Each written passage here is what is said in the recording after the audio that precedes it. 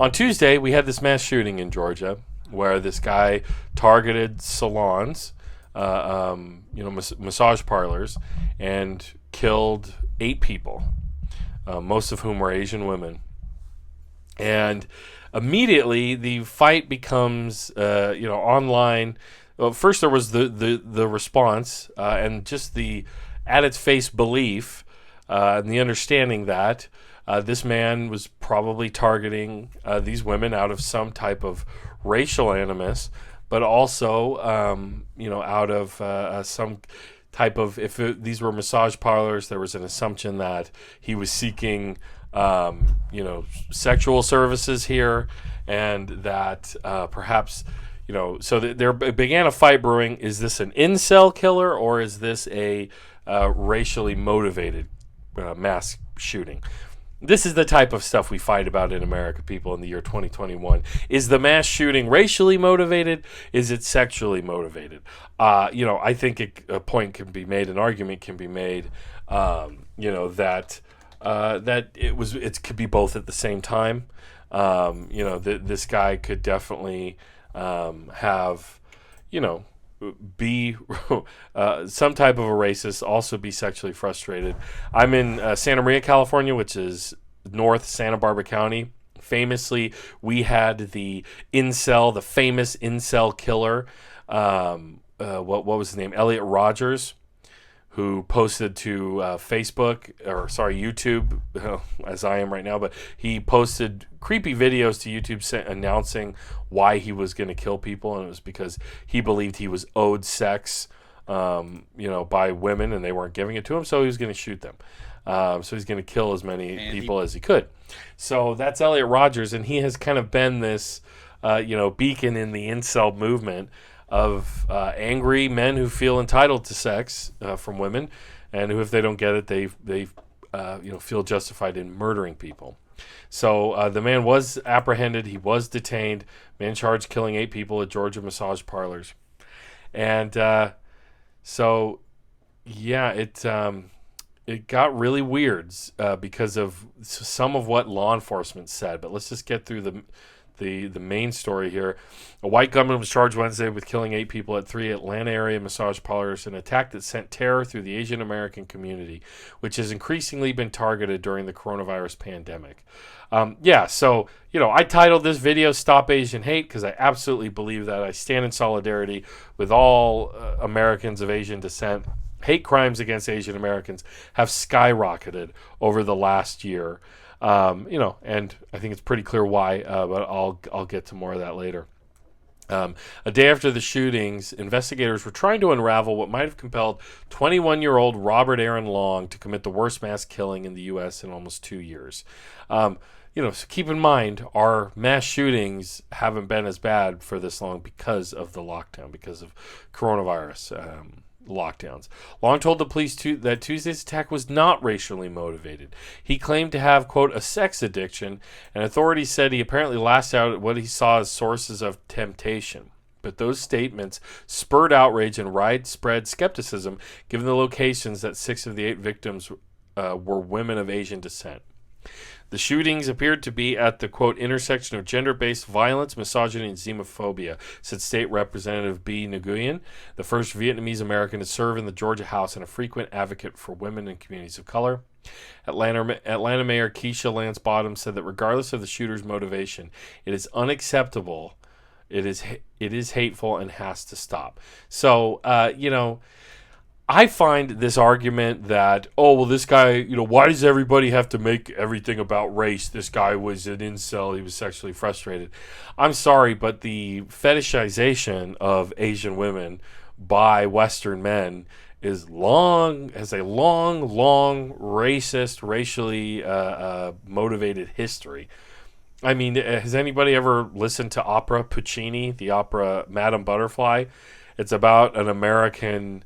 this is in the early, this is like many years ago. Puccini was writing this, like 100 years ago, and it's about an American GI who has a relationship and impregnates an Asian woman, and then leaves, and she sings for him to come back. And when he comes back, he just takes her baby from her, and she kills herself. So that, this is a well-known, well-documented, the Western world's obsession with, Asia and the fetishization, sexualization of Asian women. To say, well, this was just sexually motivated, you're just trying to erase centuries of history. I just think we have to be honest about that. And things got further complicated when this Georgia sheriff made this comment, which is just, brace yourself. This is pretty bad. When asked, the law enforcement related, he said it wasn't racially motivated, as if they were helping this situation after Asian Americans have been under the fear of this rising hatred and hate crimes against them. He wanted to clarify, so this is what he said. And he was pretty much fed up at the end of his rope, and yesterday was a really bad day for him, and this is what he did. So the guy was just having a really bad day. This was the comment that went down as in infamy, as really, so that's what young sexually frustrated white men do on it was just a really bad day, so he went and murdered human beings.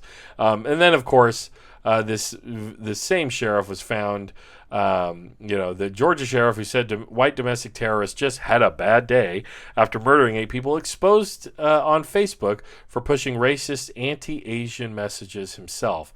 So this was a shirt he shared.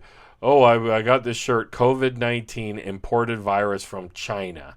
So this is obvious a reference to the way Donald Trump says China on it. And so there you go. So, no, this wasn't racially motivated. Listen to me, the racist sheriff. Really, really disgusting, terrible stuff. And, you can't honestly talk about this and not draw some line directly to Donald Trump and the Republican Party, who members who use the term China virus, Wuhan flu, the Kung flu, just trying to out racist each other clearly.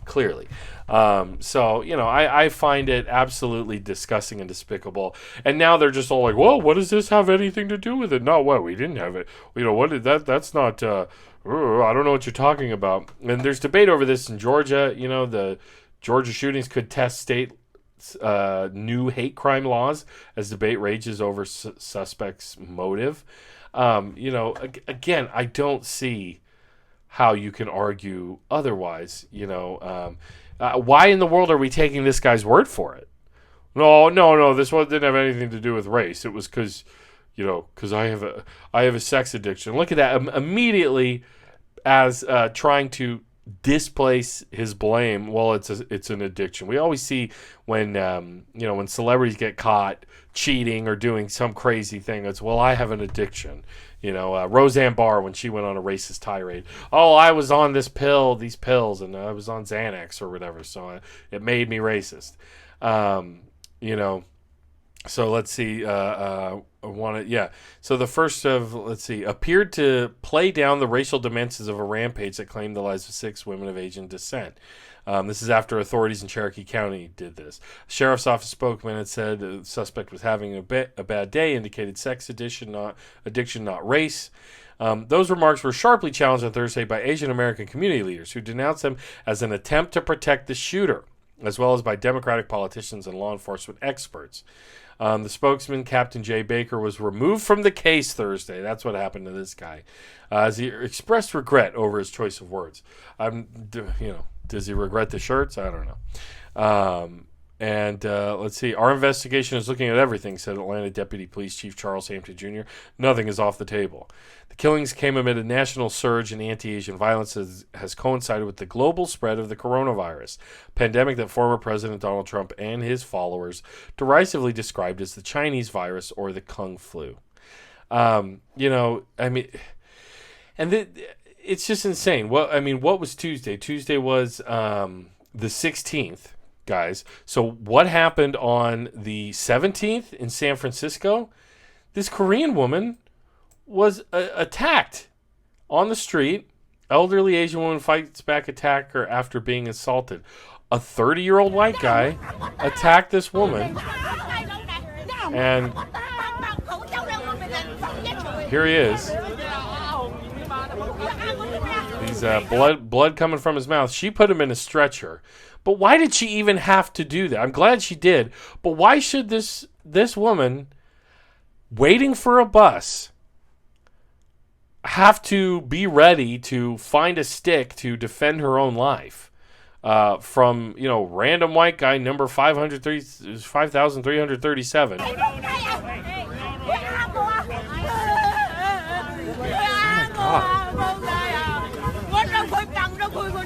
This is god awful. I mean, guys, there's so many layers to this story that are really disturbing. In Georgia, there were a number of Asian American, Vietnamese American reporters who were getting pressured to not cover this case because whoever these editors at these papers or these news channels, whatever grand information they had, these unbiased arbiters of information were saying, well, they can't report on this because it would be biased, right? Because they're Asian, they're going to inject their bias over what this attacker did. When there were, this story specifically, this woman we just saw in San Francisco, there were Asian, Vietnamese, Korean outlets that were able to translate her exactly what she said when none of the American outlets that covered this really did that. So you see that, I mean, this is the weird thing. A guy like me who is in journalism and a white guy in journalism, I can tell you these biases exist, right? Where, a white editor might think they are having deference towards being unbiased if they don't let a reporter of color report on their community. I mean, we saw this during Black Lives Matter when there were in Minneapolis, I believe there was a black reporter who was taken off of the police beat because they were black and because a white editor had decided, well, you're going to have bias in this situation. But this is also just, we got to look at the fact of extremism in this country and how this is a common thing now. We know that when there's a mass shooting, 9.9 times out of 10, it's going to be some white guy who usually has some right-wing, radicalization or right-wing background. Robert Aaron Long, the Atlanta spa shooter, suspect's life before attacks. A war within Robert Long was evident for years. This is the Washington Post. A unitary theory about what brought Long, now facing murder charges for, shooting of 8 people, 6 of them Asian women, to 3 Atlanta area spas on a chilly Tuesday evening is as elusive as the explanations the 21-year-old repeatedly sought for his own troubles. What is clear is that those who spent time with Long in recent years often saw a life in severe disruption. That wasn't always the case at Sequoia High, Canton, Georgia. Long, who went by his middle name and graduated in 2017, kept a low profile. He played the drums, carried a Bible, and attended meetings of a Christian student. So, again, this is kind of some of this humanizing the shooter stuff. But again, it's just because now in America you are more likely to die from domestic extremism from a right-wing white man than you are any other threat. It outpaces, Islamist extremism, outpaces gang violence. You're much less likely to, die in the crossfire of gang violence than you are to be somewhere at a church, at a school, at a temple, at a mosque, at black churches aren't safe, movie theaters aren't safe, your kids' schools aren't safe. At any time, somebody, some white guy could pop off and do this. Let's see. After the past 4 years, Long's life turned towards the tumultuous. He started college classes and left after 1 year. He believed he was straying from his faith, telling friends that he was fixated on sex to the extent that he thought he was addicted. His relationship with a girlfriend collapsed after she found out that he frequented massage businesses, according to his roommate. His bond with his parents frayed. On the night before the shootings, they threw him out of their house, according to police. Okay, so, I mean, Jesus. So he got thrown out of his house, and the next day, well, I'm just going to go kill, you know, I'm going to go kill a bunch of people. I mean, this is disgusting. This is disgusting. Let's see. Long's former youth pastor, Brett Cottrell, has struggled to reconcile the mission-driven boy he knew in the youth group at the Crabapple First Baptist. So here's the thing. I mean, we live in a society that fetishizes guns, that fetishizes violence, that fetishizes dominance and domination. And, it's so frustrating to see all of these problems. These are so many problems compounded, one on top of the other, over and over again. I don't blame anyone who sees how these stories keep getting reported on and looked at in the same way, humanize the shooter. However did he, get this way? Talk to his friends or family members. I have no idea. This is the last person, or he never would have done this. When obviously there were some people who saw the signs. It's bad. This is bad. What do you guys think? Let me know in the chat, please. I feel like I'm just screaming into the void. The president went down there, instead of, I know, again, Joe Biden is not the most impressive guy. Bernie was my choice from the beginning. But hey, we don't have a president who's saying China virus and Kung flu. We now have a president. I guess this is what we voted for. We have a president who instead goes to Georgia in the wake of a mass shooting and tries to console people. Up and down the streets and worrying, waking up each morning, the past year feeling their safety and the safety of their loved ones are at stake. They've been attacked, blamed, scapegoated, and harassed. They've been verbally assaulted, physically assaulted, killed. Documented incidents of hate against Asian Americans have seen a skyrocketing spike over the last year, let alone the ones that happened and never get reported. It's been a year of living in fear for their lives. All right, so obviously Joe Biden is having a bit of a rough time reading the teleprompter.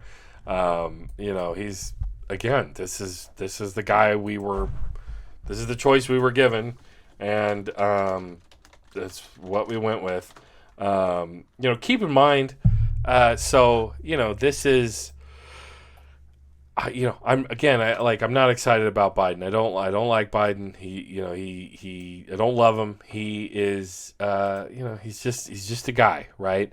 But we have to recognize at least the dichotomy.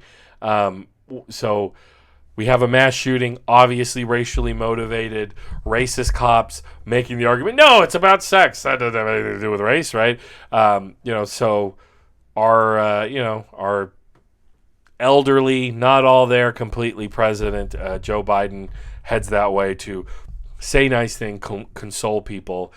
Keep in mind, what happened? There was a mass shooting under Donald Trump. Do you guys remember the El Paso shooting where there was a far-right extremist who went to a border town specifically to target Mexicans and said, I'm going to shoot as many of them as possible, and even had eco-fascist messaging.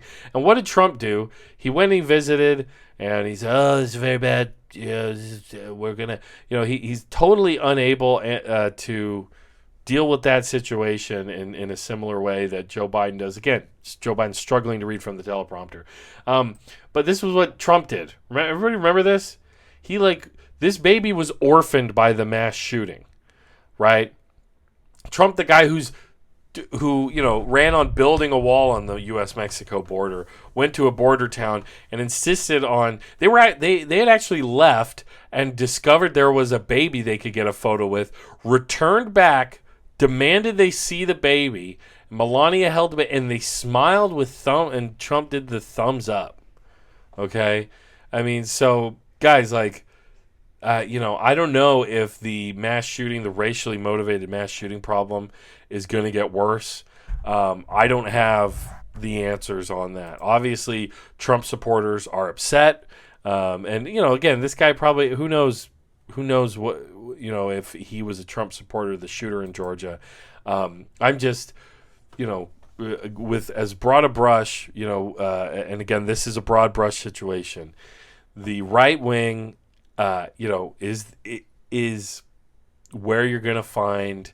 It's just where you find the majority of, violent extremists in the United States historically, by the numbers, statistically, and their mode of choice now is a mass shooting, with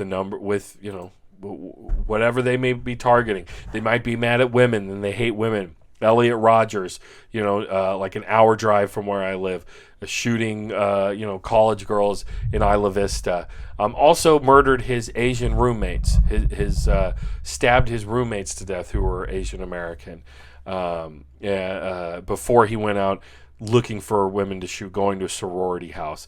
This guy on Tuesday shooting Asian American women or Asian women in these massage parlors, where again the systemic racism of that this is just a broad form of prostitution and in many cases human trafficking that's tolerated in our society, by where was if these the police force, this sheriff's office deputy who was posting photos of this shirt COVID-19 imported from China, where was him and his agency on policing human trafficking and prostitution in their community?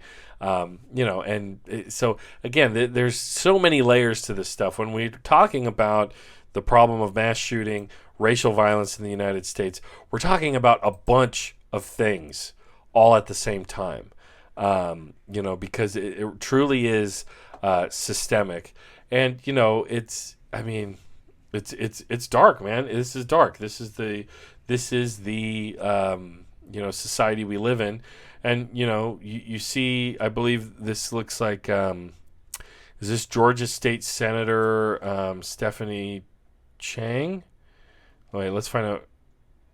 Let's see. Michigan State Senator, District 1. So she passed a resolution condemning the violence. Said that she gave him coronavirus, followed and called a Chinese B word by a man all in a public place. In another state, a group of Asian Americans were gathered for an event outside when a man drove onto the walkway aggressively toward them, yelling, "Stupid effing Asians." Luckily, the group was able to move out of the way. In Michigan... Jesus, so she's documenting numerous hate crimes and hateful things in her resolution condemning the attacks on Georgia, but also this massive rash of hate crimes we've seen across the United States. It's terrible, guys. It's terrible.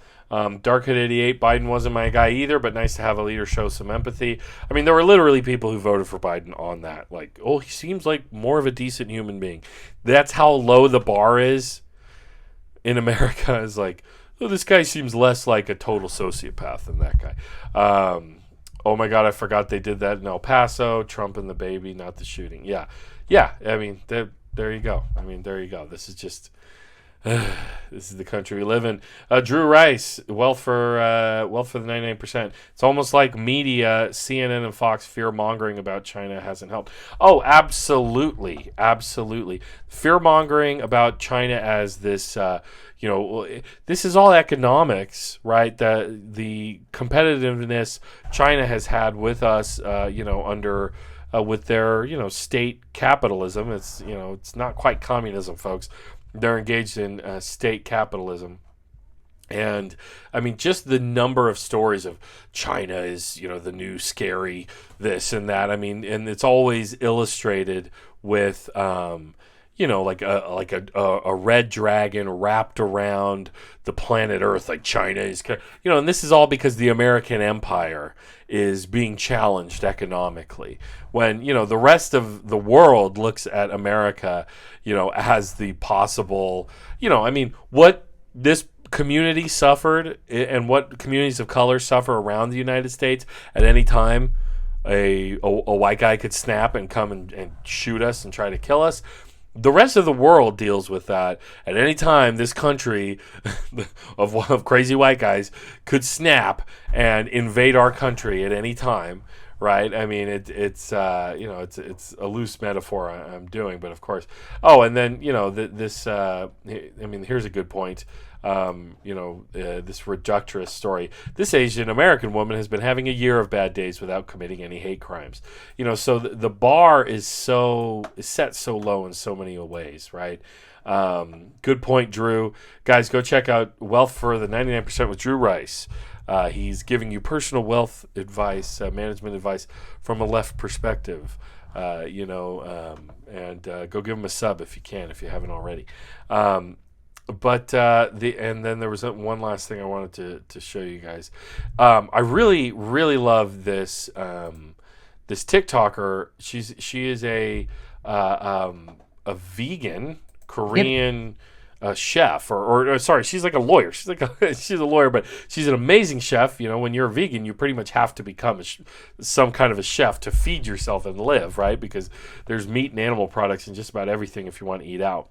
And she does these really interesting videos where she's just showing you how to make some of the dishes she makes, and then she does kind of voiceover. But she put out this video that really, like, if you want to, like, for a minute, just take a second to get out of your own, especially if you're a white guy like me, and try to just listen and understand what it's like, the experience of someone who has immigrant parents and what they try to do for you, and also what the situation that puts you in as the child of immigrants, but then at the same time being in this group that's targeted with racial violence, which has spiked over the last year. Check this out. She goes by the Korean Vegan on. You can find her on Twitter here. Check this out. This is the Korean Vegan Esquire. I like that. That's a bit of a nod to her law work. But yeah, the Korean Vegan on TikTok. And again, you can learn some really great stuff. But this was a great video. It just hits home. Let's hear from her. Your parents are supposed to protect you, make you feel safe. But one day, probably earlier than you'd like, you're going to be asked to protect them. Is it fair? Probably not. But I'm not here to talk about what's fair. It'll start out with something small, like translating a letter from the bank, calling customer service for them. I'm not going to lie. You're going to resent them for putting you in that position. And maybe you don't have the best relationship with them to begin with. But here's the thing. Life has specifically equipped you for this challenge. Because right now, our ummas and our appas, our halmonis and our harabajis, they need us to brandish our English words like swords, to defend them in a way that they can't, in a way that only you can. So, take everything you've ever felt, everything you know about being different, about translating not just those letters, but the entire fucking world for them, and make them feel safe. Because they're counting on you. And so am I. Man, that's powerful. I mean, whoa! I just knocked my light down, everybody. The joys of live streaming. That was powerful stuff. And go check her out. She's incredible. Give me a second to unfuck myself here. Very good. Drew's making the point about China and economics. They are just mad someone is being better at capitalism through state planning. Can't let the international reserve currency status get challenged. That's the kind of wisdom you'll get from Drew Rice on his channel, folks. But yeah, and just on a human level, I don't know how to respond to the whole situation in Georgia and the massive hate crimes with other than just like, man, what the fuck? Solidarity with all Asian Americans, stop Asian hate. It's terrible. At some point, you're just in awe of the wealth and the breadth of hatred in this world and in America, and it really gives the lie when you hear the right or Fox News or whoever it might be sniveling and saying, oh, the left just wants you to hate America, and because they, according to them, this is just a racist country and everything's bad, and they're victimizing themselves for the fact that communities of color can't live in peace. And truly, Just the fact that communities of color have grown in the United States over the years. This has been responded to by white identity extremists with, they call it replacement theory. They believe they're being replaced racially by other, by just people who are trying to exist. Like, people can't even exist without this hatred and this anger. And it's terrible. It's terrible. What do you guys think? Let me know in the chat.